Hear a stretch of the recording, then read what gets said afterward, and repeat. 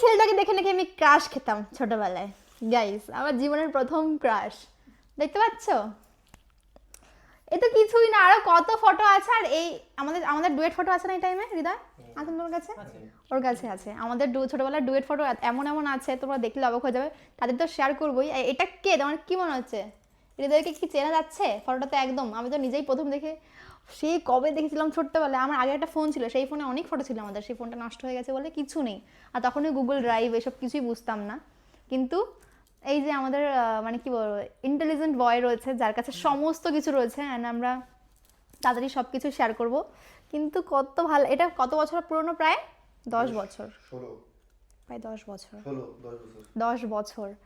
আর আমাদের 13 বছর অ্যানিভার্সারি গেছে কয়েকদিন আগে। আমি ভিডিও বানিয়েছি, সেগুলো পোস্ট করা হয়নি, তো সেগুলো আমি ইচ্ছা করে পোস্ট করিনি।